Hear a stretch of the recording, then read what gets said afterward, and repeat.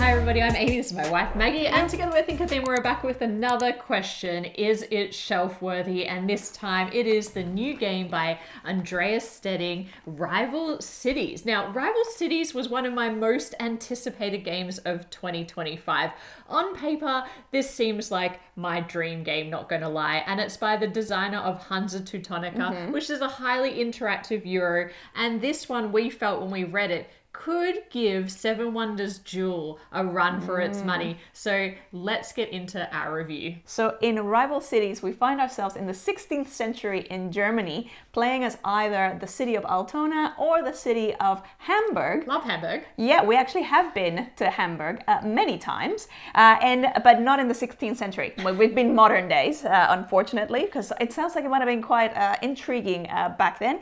This is the time where we have a bit of a petty rivalry between us because we're just obsessed with each other's size of fleet. Or the number of allies, or how much prestige we're getting, and one of us is the underdog fishing village, and the other one is the established snobby titan of trade. So who will reign supreme? We'll have to play to find out. Now, mechanically, there is a ton going on here, but at the core of it, it's a rondel, and I love a rondel. And this rondel is going to be set up with a randomized set of cards, and essentially on your turn, you're just going to be moving the single marker that both players will move around this rondel, and if you pay resources, then you can move further along. The space where you land activates a particular action, or you can play an action card from your hand if you happen to have one. But the key thing about this game is you're going to be collecting resources along the way that are going to help you get things done, things that you need to effect, because there are 4 instant game-ending win conditions. And so you've got to keep an eye on your opponent, because there are 4 ways to do this. You can win 3 of the legal battles that are going on. You can have 3 ships more than the other player. You can have all 4 alliance cards, or there's a track in the center of the board where there's going to be prestige. That's kind of like a tug of war. If you can get that marker all the way to one end, you instantly win the game as well. If by chance nobody meets one of those win conditions, We're which too they usually good at that do, tug. Yeah. there are other ways the game can end. At that point, it goes to a who's collected the most points along the way in the form of stars. But this game is all about keeping track of your opponent and making sure that they are not able to activate one of those win conditions. Which brings me to how I felt playing this game, which turned out to be very much all about those winning conditions and having to not work on my own thing, but like keeping track of Amy is always surprising me, like, haha, I got it. Oh, I got the other one. I'm like, oh, how? I just want to do my own thing. So I think I had the expectation that it would be more like the classic Euro in my mind, where it's like, oh, I can work on my own little thing and collect my resources and go my merry own way and maybe keep an eye a little bit. But no. This is all about either I'm pushing in one of those areas, or Amy's gotten away with one of those 4 winning conditions. The look on your face told me everything I needed to know. Within the first couple of games of this, Maggie was miserable playing this game. This is not my kind of... Spoiler alert. Yeah, and we had to have after a few games, have a bit of a coaching session about you need to pay attention to what I'm doing over here, otherwise you're just going to keep losing. And I think after that, it was a bit more evenly matched. Amy was actually like, could you make, the coaching session came out of I can't even really get to experience what the game is like, because I'm not really getting to do much without immediately winning. So I'm like, okay, the only way for me to play this a little bit longer is to be able to just my only objective is to try and keep Amy away from whatever she's trying to achieve every single turn. And for me, the vibe playing this game, it is a very cerebral game for me, highly strategic. There is a lot of planning ahead, and that's because what's interesting about the rondel is that you're not only trying to work out where you want to land, you're trying to stop your opponent from landing where you think they need to land because of the win condition that they're going after. And you can kind of map that out in your mind. So on this turn, I'm going to step there, and I'm pretty sure Maggie's going to go for that really powerful card there. And then I want to step over here. Do I have enough resources to get there? How can I stop her doing what she wants to do? And you're constantly making that evaluation. And I, as someone who plans ahead, I really like that. And I like like paying attention to what, generally speaking, I'm very head up in games I play. I don't like multiplayer solitaire. I like games that force you to engage with other players. And this one certainly does, in terms of making sure you know what they're going after and holding them back from those. Yeah, you have to be in the opponent's head a bit, which while trying to get yourself ahead as well. I can only do one of the two. I can either be in my head or I can be in your head. There's no both at the same time. One thing that I wasn't expecting with this, that I was a bit disappointed by, is the fact that the theme didn't actually then end up coming through as much on the table. So I love the concept of these like two rivaling cities in a really kind of petty way. But then when you're actually playing, it's so much around just, it's like there's no real personality. The personality of the cities doesn't really come through. There's no asymmetry either. And it's very much just about like a couple of like the icons here and there. Yeah. But I also find it really difficult to get a sense of satisfaction from progress, because getting those resources can feel super slow. And yeah, there's ways that then you can kind of get a little bit of a boost, but you never really feel, or I never really got to a point where I had like a really satisfying engine. And because that's not really the focus, it's like, oh, I have to be just keeping an eye on what else someone else is doing. And it's really expensive as well. And not expensive, it's just, it feels expensive when you're trying to get stuff done.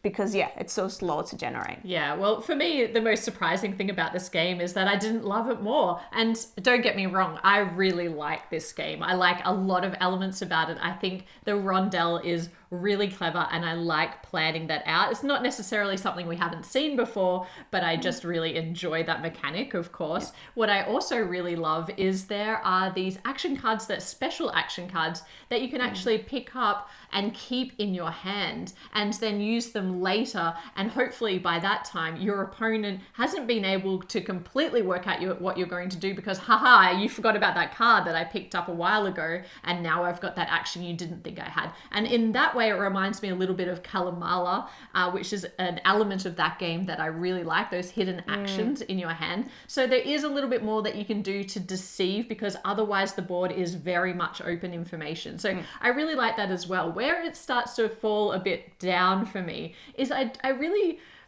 Part of it is theme, I think, that I didn't feel like emotionally connected to the game in any way. I also didn't feel like I was playing as these cities. But I think the bigger thing for me is all of the different parts of the game have slightly different purposes, but they're all very incremental. So I could go and get one of these cards, which will give me this little benefit, or a different type of card and get me this little benefit, or I can just get that on the board. And there's multiple ways to get resources. I get why they did that, because if you're just going on a solo focus on one of those end game conditions, then of course you need a way to be able to access resources to do that. But it ends up feeling a bit like the game homogenous. Yeah, like it's just like it doesn't matter what you do. Yeah, which is a problem I had with the game Endless Winter, which was a big Euro with lots of modules, but no matter where I went, I felt like it was all to the same effect, and it was only giving me little things at a time. So if I compare it to something like Seven Wonders Duel, where there's a lot more kind of the surprise of the cards turning over, the decisions that you're making in terms of like which card you're going to choose to burn because you need money. There's also the tableau that you're building for the resource management. And even though you do have that whole, there's an instant win condition, it's more like it's very rare for that to be the thing that is the decider. It's more like the aside. Yeah, and so with this game, it boils down to levers and icons. And not everyone's going to enjoy that. And it definitely has this very head-to-head, very much like, oh, you're going for that, are you? I'm going to stop you. I'm going to make sure. But you can really, like, a lot of it is mathing it out. And so I feel like this is going to be quite a polarizing game, as it has been in our household. Exhibit A. Yeah. But for me, it still was missing a bit of the charm of some other games that I've played that are similar to this. But anyway... That's kind of the thing that surprised me about it. Now, there is one minor little thing that I would change about this game. For the most part, the componentry is so nice in this game. There are two things that I explicitly want to talk about. There are the cardboard resource trays that keeps everything really nicely packed. It makes setup a lot easier. I really like those, and I'm glad that more and more games are moving to this instead of plastic. I think it's great. Yeah. That's a big tick. The second thing is the wooden resources. If you like Euro Euros, then you obviously like these little wooden tokens. I love them, and I think the shapes are perfect. Yeah, the shapes are nice. They're really, really satisfying, nice. tactile. So satisfying. Love that. The one little thing that irritates me about the components of this game are the trackers that are used for the lawsuit. So yes. they have like a little cube that sits in a kind of second layer that sits on the board, and they move up and down depending on who's winning that lawsuit in the direction of that player. I know why they had to make something, because they move around. You can swap around the lawsuit tracks, and so they need to be able to slide and maintain their position, and it works okay for that. But the problem is, if you've got big hands, I've got small hands, and I find it really fiddly, and I also find it really difficult to see where on the track they even are. aligning it so that it's sort of sitting in the right spot, so that you got the numbers even that's a little bit. So I almost wish they had like a little slider with the numbers on it, and then just a little arrow that you could slide up and down, so it just stayed on there. So that's a tiny thing in overall what is a lovely production, but I do feel like quite a few people are going to get a bit frustrated at that in the game, so I wanted to mention it. I still think it's a really great game, and in terms of whether I think it's shelf worthy, for me it will probably, I think here's the tension for me. I would rate it a 7.8. That, that's pretty high. Yeah. But it's not like getting anywhere near the 8.9 of Seven Wonders Duel. Yeah. For all of the reasons we've discussed. But it's rare to have a 2-player Euro-like experience in this size box. Like, we don't have many games like that in our collection, and we don't actually have a lot of small rondel games. And so I'm kind of torn a little bit, because I do like it, and maybe I want to play it with someone who's a bit more into the game as well. More of a match, would you say? Make it a little bit harder. See if we can end the game in any other way other than those end game conditions. Yeah. No, but there is a bit more to explore there, and so I'm a little bit torn about whether to keep it or not. But ultimately, I don't think it doesn't have that like, oh, I would be devastated if this left my collection, and that's what I'm looking for when I want to add something to my shelf. Yeah, it's hard to make it onto the shelf. So I think for me, it's obviously it's not my kind of game. So the rating for me is a lot lower. It's a 6.5, and not because I think it's a bad game. It's just it's not a game for me. So that's sort of like where it would sit in like my desire to kind of play it. A big part of it being all the things that we've talked about, but also largely because it didn't really hit on all the all the things that I tend to love about Euros, just like sometimes that multiplayer solitaire, the resource collection, and all of those things are not really the focus. And so it was a bit of a mismatch of expectations versus reality as well. Absolutely. And thematically, it feels more like levers than it does like, oh, I am definitely Hamburg. It's like, no. I feel like if you're a gamer who enjoys multiplayer solitaire type games, this is absolutely not the game for you, in the same way that a war game or a dueling game is not the type of game for you, because it does require so much focus on what the other player is doing. But we hope that gave you a good sense of whether Rival City should be on your shelf or not. If you enjoyed this video, please hit like, subscribe to the channel if you haven't already, and we'll be back with more board game content soon. But otherwise, bye for now. Bye.